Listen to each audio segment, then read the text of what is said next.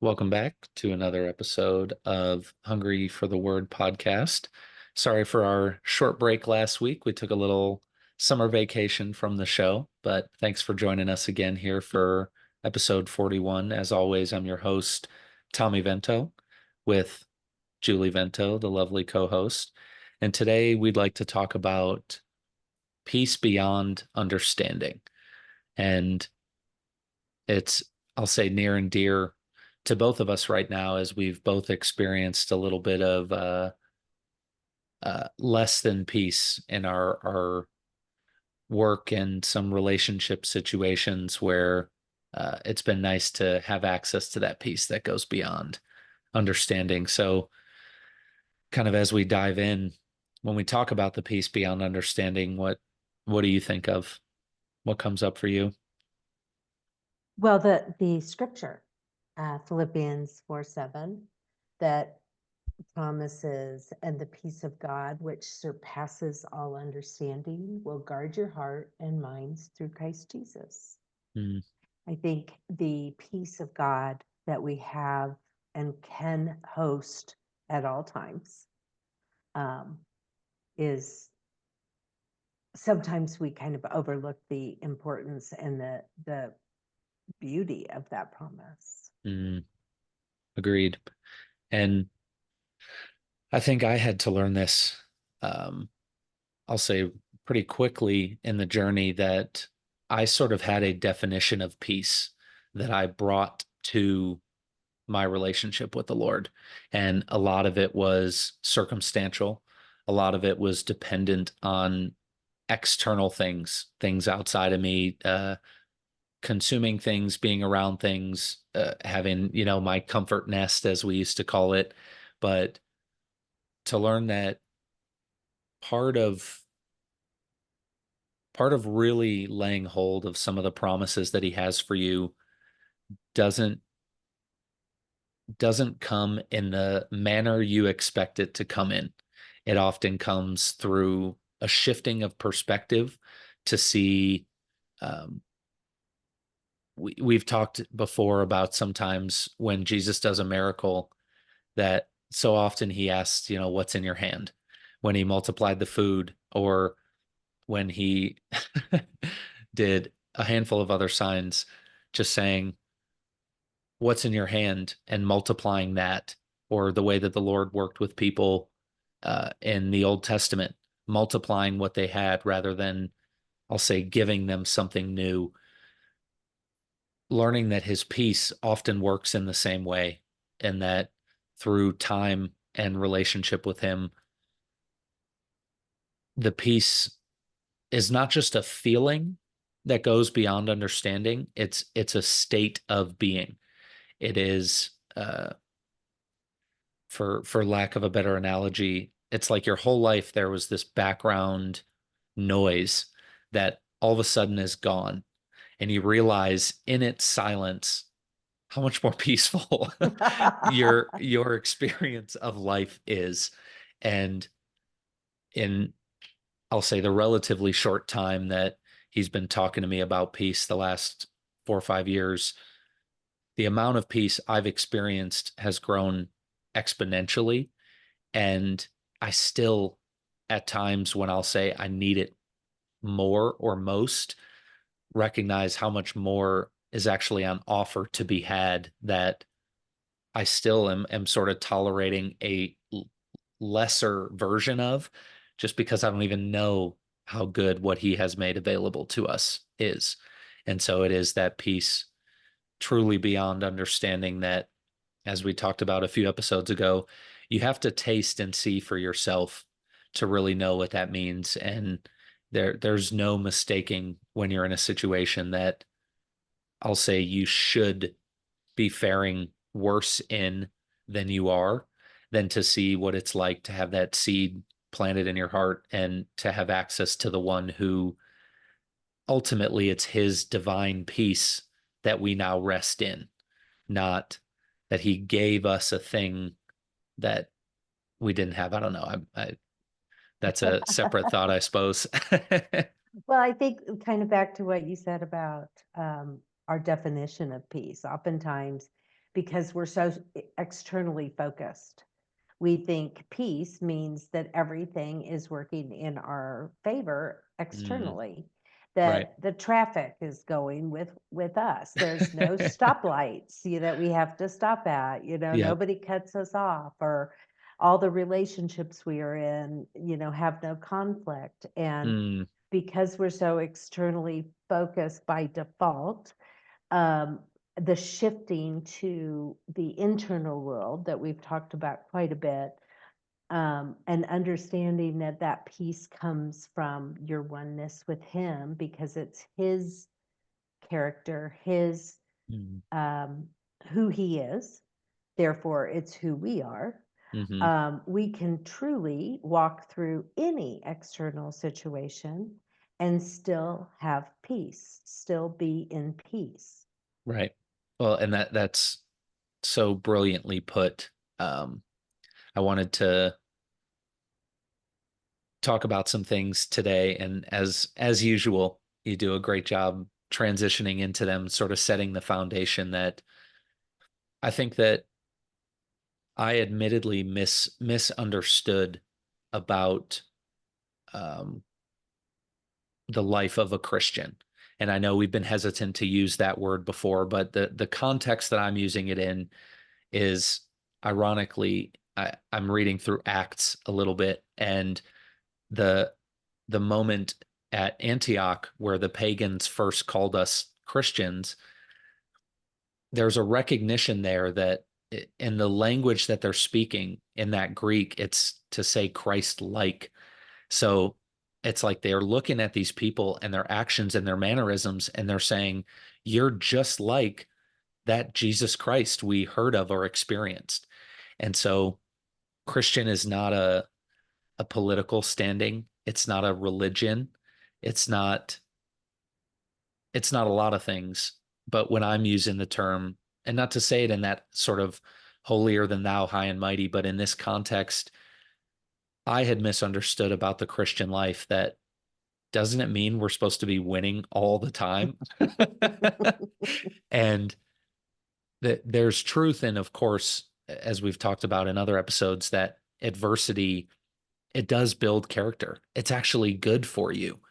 But I'll say even beyond the philosophical or even the true wisdom in recognizing that adversity builds a stronger version of you, that the peace that's beyond understanding, and I'll say, go ahead and flip to the verse that I had picked out for today. This is from John 14, and it's right before Jesus is betrayed, and they have the final supper, and he goes to the cross, and he's really laying it plain for him. If you read John 14, 15, 16 in the red letter version of the Bible, it's almost all red. It's just dissertation. And I think, well, that's a separate thought, but he starts it off as saying that he is the only way to the Father. He's the way, the truth, and the life.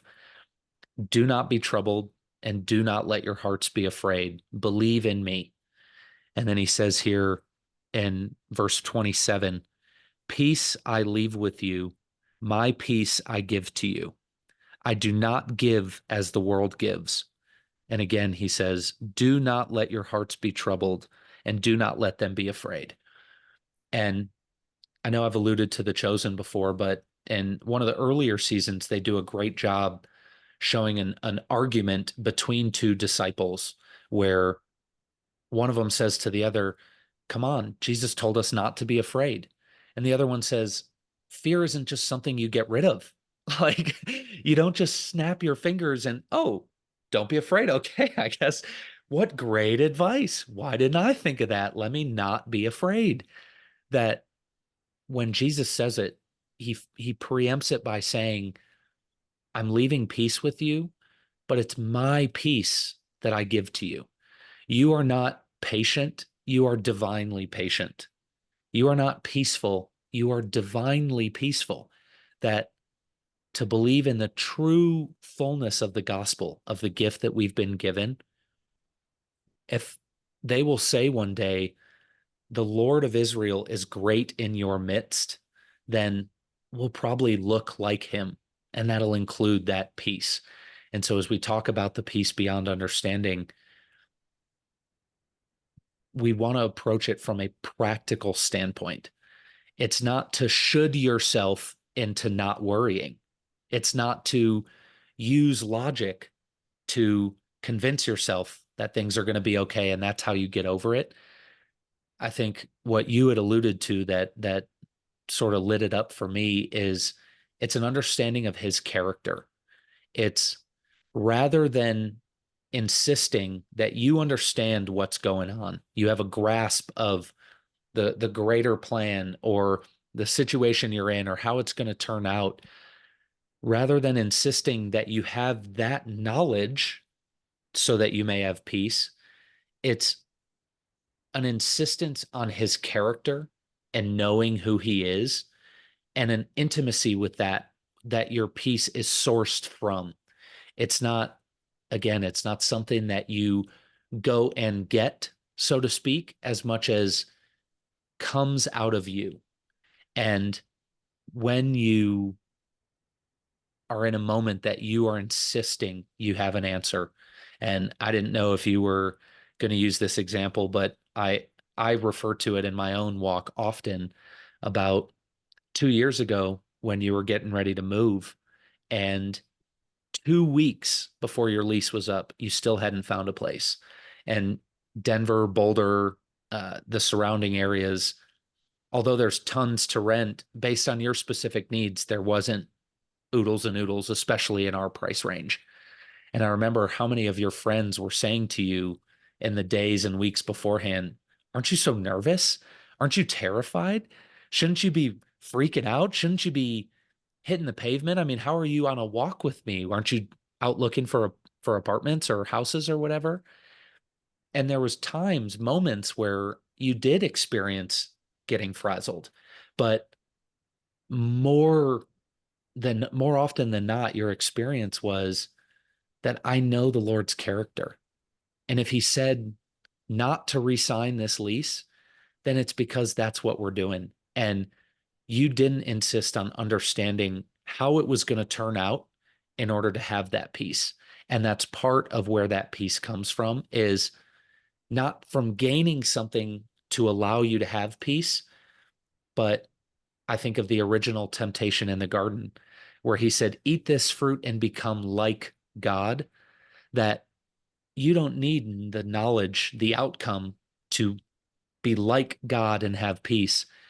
You've already got that gift, and insisting that you've got it, being open to that perception already, being intertwined with his character and what he's spoken to you and about you, that's where that peace is sourced from. Does that make sense? Yeah, that's well put. And that's why I love that. It's beyond understanding, because a lot of times we think that if we just understood, if we just had the knowledge and then understood what was happening, we could have peace. But Exactly. and it's like, no, this is a peace that's beyond understanding. You may never, this side of Mhm. heaven, understand why things went the way they did, Right. but you don't really require that in order to live in this peace that you have available to you. Mm. And I want to acknowledge that the flesh does, and that we still inhabit a body, no matter how long you've been on the journey with the Lord, that may still insist upon that. And I think that's part of why this message, we're talking about it at the time we are, that I feel in myself, being called maybe a little higher or a little deeper, and how comfortable I am here. Yeah. To put it that plainly, and how in so many ways the ego dresses up change as negative, and the fact that I'm not experiencing peace is less of a declaration about me that oh, I must not be following his path. It must be this, it must be that. That, as we've uncovered in my journey before, when I feel a deep longing for something, he's usually trying to teach me that it's already there, and to clear the path of belief, that that's that's ultimately the mop-up mission that we're on. The body of Christ on the earth after Jesus he's already defeated the enemy. He's already fulfilled the law. He's already sat at the right hand of the Father and been given all authority. And so this quote unquote mop-up mission that we're on is, as Joshua led them into the promised land, they did battle the tribes that had territory there right now. And I think that, not to digress and get on that topic, where I'm not experiencing peace is merely an invitation to experience that peace before I understand what's going on, before the dust has settled, before the next step is clear, before I maybe get that thing that I've been working towards, or think that I want, or believe that I should step into next, that there is peace available. And we just joked the other day when we had dinner as a family, we turned on Kung Fu Panda, and there's a scene when Poe the panda is training, and he's hitting it hard, and they go to sit down for a meal, and the meal turns into sort of a sparring session and a training session. And at the end of it, he defeats the teacher, and the teacher says, "Okay, now you can eat." And he says, "I'm not hungry." And we sort of joked about the paradox of that teaching. Of course, it's sort of easy to say in theory, but I think that that's part of the lesson. I think that's on the earth right now, and so that's why I'm experiencing it, and you're experiencing it in your way, not in the way I'm describing, but how much I'm longing for peace from external things, longing for peace to come from, how's it going to turn out? Mhm. What am I going to do? What's my part? How do I do this? What's the next step? That ultimately what's on offer then is to have a peace so far beyond those things that when I finally do have the answer, it doesn't sway me in either direction. It's like, You know? okay, yeah. Okay, sounds good. That, I guess that means that'll work out the best. So Well, I it is think a that's, very, go sorry, ahead. it's just a very practical invitation to peace, not a condemnation. You should be feeling peace. Boy, you should have your experience be like that. Gosh, you're not in peace. Well, are you doing X, Y, and Z? And the third thing, that if he's already given us that peace, then I want to stand in it.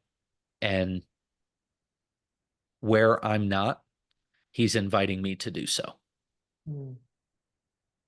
And I was just going to talk about the Hebrew definition of peace is Mm, it is the word shalom, and it's beyond, sometimes what our Western definition is, that peace is just a state of tranquility mm, or even a state of comfort, right? That you yeah. had mentioned before. Uh, Peace and shalom is it's as vast as the word delivered or Mm, saved is in that language. It means healed, delivered, made whole, prosperous. I mean, it is in harmony. harmony. It's in every area of our life. And so when you talk about um, the invitation into peace, it does, the way that the Lord works is usually, showing areas of your life that you may not have peace at this juncture, but to be Yeah. able to step in to peace into that area of your life, and then another area and another area. Yeah, exactly. And so again, as we talk about it today, and maybe wind down here a little bit, one of the other verses that I had picked out is in Isaiah, and it's Isaiah 26, verse 3 and 4. Those of steadfast mind you keep in peace because they trust in you. Trust in the Lord forever, for in the Lord God you have an everlasting rock. I can't remember where this verse is, so maybe we'll find it and put it in the show notes. But maybe in Isaiah, even there's a point where he talks about you will no longer lean on the hand of those who hit you, but on the Lord. And I think about this ultimate narrative, if you will, of walking on the earth after Christ has come, that the purpose of Christ is to reconcile man to God to creation, and to conform the Son of Man, the body of Christ, into the image of Jesus, the Lord Most High. And to understand that peace is a foundational aspect of the world that he's building, but his own divine character. So when you talk about the invitation to it,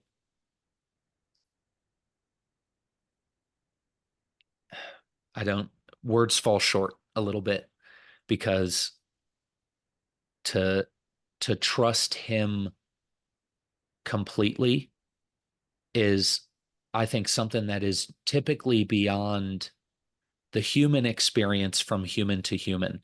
Not to say that we don't trust others, with our lives. I mean, that does happen every day, but total and complete surrender and trust with your life in his hands, I think, is the source of the peace that we're talking about. And so in Galatians, I think Galatians 5:22, when it talks about the fruit of the Spirit, one of them is peace.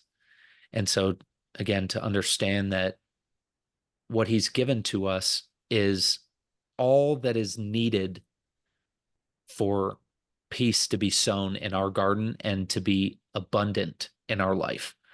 And a steadfast mind locked on him and his character, and intertwined walking with him, as you gave the definition of shalom, when Hebrew people leave each other, they say shalom, shalom, and it's perfect peace. And they're imparting perfect peace to the person across from them as they leave each other.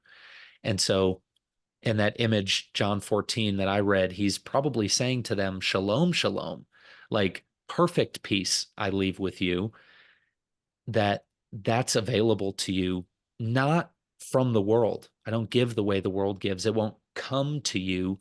It will be the fruit of a life connected with me. I know I took more words to say that than I had planned to, but got there eventually. No, it's beautiful. And I love that you earlier mentioned the practicality of this. It's not just a you should have peace, but recognizing along, as we've talked about this lifestyle, recognizing when you don't, Mm, that it is available, and that you can simply join in the reconciliation of Christ that we have available. So you can put off your lack of peace and put on the peace that he leaves with us. mm. And that might not be an instant, oh, everything's great. Now I feel Exactly. great and everything's good. Exactly. But it is really that easy. You just exchange, you just continually exchange with him what you're currently experiencing with what he promises we can. Mm, absolutely. And to your point, it's, I'll say, rarely is it an immediate thing. Um, there are times, of course, where it has been, and kind of like a zit, it all comes to a head. But as you're saying that, I'm reminded about the turning to him constantly over and over. And when we lean on our own understanding, it makes it a lot harder or a lot longer, perhaps, of a journey. That I think that's Proverbs 3. Lean not on your own understanding, but trust in the Lord. Part of that instruction, of course, being a general approach to life, is when it comes to what we're talking about, the putting off, the correcting of the disharmony that exists, that when you lean on your own understanding of what it should look like or how you should get there or what the world says about it or what your parents says about it, or often as I experience, as I rely on my own judgment from past experience of what's good and bad, what's right and wrong, what's comfortable and tolerable versus uncomfortable and intolerable, to best you can put off your own understanding of how it looks and trust that we've used this analogy before. When you take your dog to the vet and it's like dragging its feet and it won't go in there, and it's all because it had a bad experience as a kid, or maybe even never had a bad experience. It's just the sights and the sounds and the smells scare it. You're taking it there to get a shot for its own good. It needs that thing. And yet, in the same way, the Lord has given us free will so that we don't have to choose to say yes to his way, and he'll still love us. But when you do say yes to it, more peace will be had more quickly when you don't insist on your own opinion and attachment to judgment of what's going on and how it's going to get better, you know? Mm-hmm. Yeah. So as we do wind down here, what what's bubbling up for you? What would you like to leave people with? Well, I like that you brought up that the fruits of the spirit, that's a great litany of the kind of lifestyle and the internal life we should have. And like you said, love, joy, peace, it begins with that. We Mm, also hear that the kingdom is uh, love, joy, peace. No, wait. I'm not going to be able to grab it, that's but all right. peace is the kingdom that we are actually living in and expanding on the earth right now is defined as a kingdom of peace. So Mm, this is a real great area to, if you don't have internal peace, a great area to explore with the Lord. agreed. Yeah. Yeah, I think um, especially in the West, um, in America, even probably more specifically, every person, all 330 million of us, could probably describe our ideal week, and it would include being peaceful. So often we experience what I'll say are our most peaceful times in certain scenarios externally. And so because our tolerance level ultimately is so high for discomfort, I get the sense that part of what we're seeing on the earth right now is the Lord knows that. And so he's turning up the heat a little bit so that the discomfort becomes more unbearable. And I think as humans, our tendency is to understandably look externally about what can change about our circumstances to give us more peace.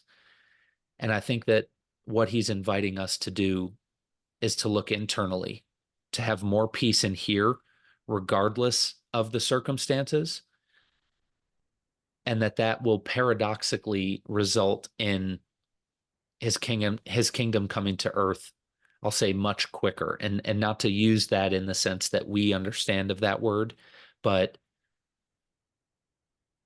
the more we focus as a body on controlling other people and circumstances and the way they think and the way that they feel we can best accomplish our ideal version and vision of society,